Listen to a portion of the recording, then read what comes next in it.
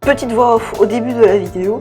Tout ce que je vais dire pendant cette vidéo ne sont pas du tout des placements de produits. Merci. Salut YouTube, bienvenue dans cette vidéo. Aujourd'hui, on va te présenter tous les accessoires que j'utilise pour la GoPro. Vous êtes prêts? C'est parti. Donc voilà tout mon matériel GoPro. Donc j'ai acheté cette valise sur Amazon. Voilà, c'est pratique, c'est livré dans une petite sacoche, pratique. Voilà, là on voit un autocollant GoPro, c'est moi qui l'ai rajouté, voilà, pour que ça fasse plus GoPro, voilà.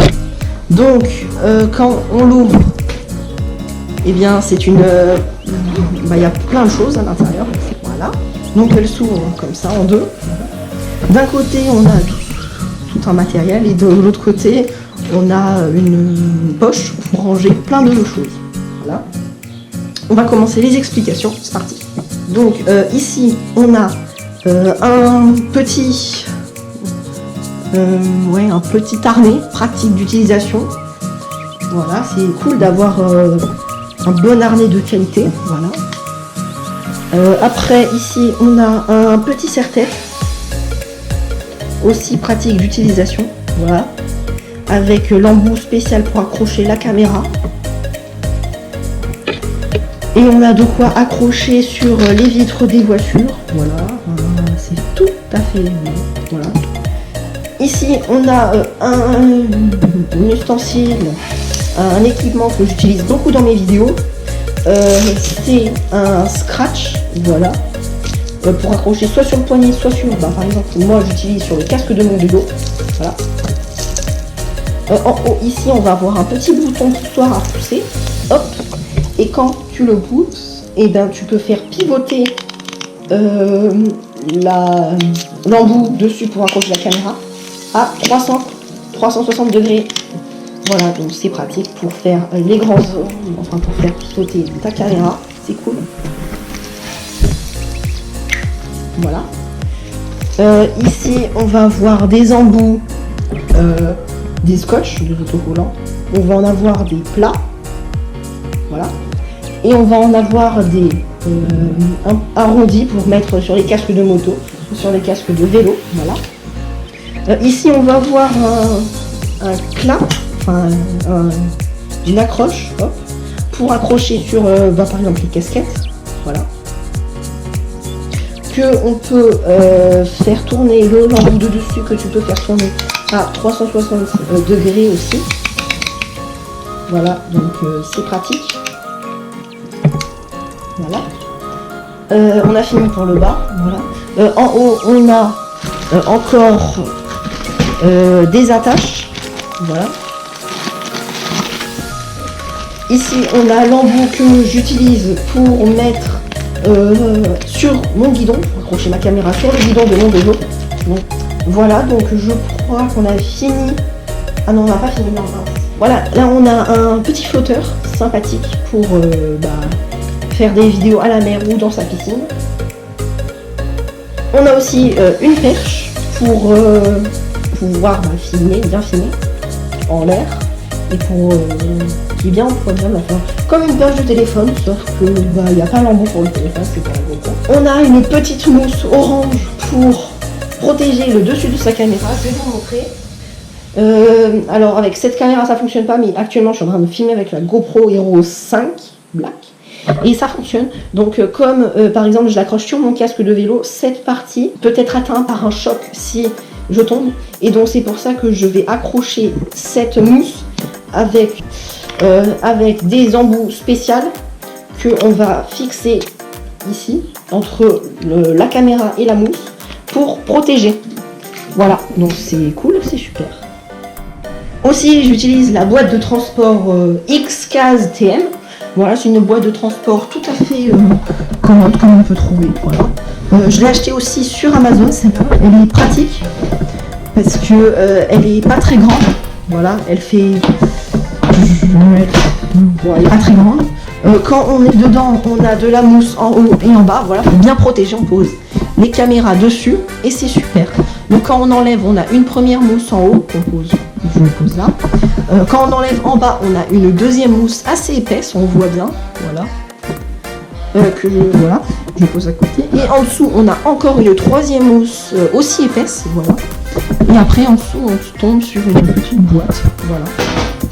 Et avec toutes ces mousses, et ben, ça rend une boîte plutôt sécurisée pour sa caméra. J'utilise beaucoup pour mes transports de mes GoPro, voilà. Donc celle-ci, j'ai dû l'acheter une vingtaine d'euros encore sur Amazon. Je vous mettrai le lien en description. Voilà. Et pratique d'utilisation. Ici, nous avons un clap que j'ai acheté aussi sur Amazon. Donc il est bien ce clap, il est pas mal. On est sur du 25 cm en largeur et en longueur on atteint sur 30 cm. Donc c'est vraiment un clap comme les professionnels du cinéma, voilà, qui fait vraiment le vrai bruit. Pour faire que ça attire mieux, et ben on a un aimant pour que ça fasse ici là le petit rond que vous voyez, voilà. Donc je l'ai acheté à peu près 10 euros. Celui-ci, je vais vous mettre le lien en description. Donc ce qui est bien là-dessus, c'est que on a marqué prod, roll, scène, take, director, caméra, date et filtre. Voilà, c'est que de l'anglais. Voilà. Voilà, donc j'utilise ce micro, voilà, que on met sur les t-shirts en cravate. Il est pratique parce qu'il a un long fil de 3,50 m. Voilà. C'est pas le micro le plus cher qu'on peut acheter sur le marché. J'ai acheté encore sur Amazon à 10 euros. Donc pratique d'utilisation et vous avez un son de super qualité en mettant pas beaucoup d'argent là-dedans. Voilà. Le lien est encore dans la description si vous le voulez. Donc j'utilise deux autres caméras. Voilà. J'utilise un appareil photo encore qui est waterproof celui-ci, donc il peut aller sous l'eau, et un caméscope numérique sympathique qui filme en HD, voilà. Donc c'est de la 1080p. Donc quand on l'ouvre, on a le battant ici avec l'écran qui peut tourner à 180 degrés, voilà, qui est pratique. Normalement quand on l'allume, ça s'allume automatiquement quand on l'ouvre, mais là je vais la charger, donc elle ne s'allume pas, bien sûr. On a un câble USB et un câble TV pour brancher. Le bouton ici qui est pour allumer. On a de quoi zoomer sur le côté. La prise en main est assez pas mal. Elle est même bien. Voilà. En bas, on va avoir tout ce qui est carte SD. Voilà. Donc carte micro SD qui est avec un adaptateur parce que sinon ça rentre pas. Et on va voir la batterie. Voilà, donc ceci est une belle caméra, voilà. Je vous la conseille, je vais aussi vous mettre le lien en description si ça peut vous plaire. Et ici on a un dernier appareil photo que j'ai acheté à Boulanger, voilà. Pas mal aussi. Donc celui-là il est aussi bien pris en main avec un cordon au cas où il tombe. Voilà, celui-là il est bien parce qu'il a plein de menus. Voilà, donc on a une belle image, voilà, l'image c'est un peu saturé sur la caméra. Alors on a plusieurs modes, on a le mode auto, on a le mode auto, on a le mode manuel, le mode portrait, le mode film, le mode panorama et le mode scène. Le mode scène en fait ça fait plein de scènes différentes. Donc là on a une scène de paysage, du sport, de la plage, de coucher de soleil, feu d'artifice de nuit.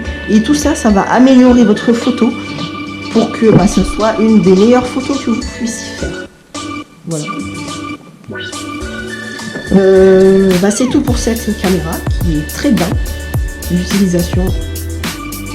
Voilà. J'espère que si vous la voulez, je peux pas vous mettre le lien en description, mais elle m'a coûté une 50aine d'euros.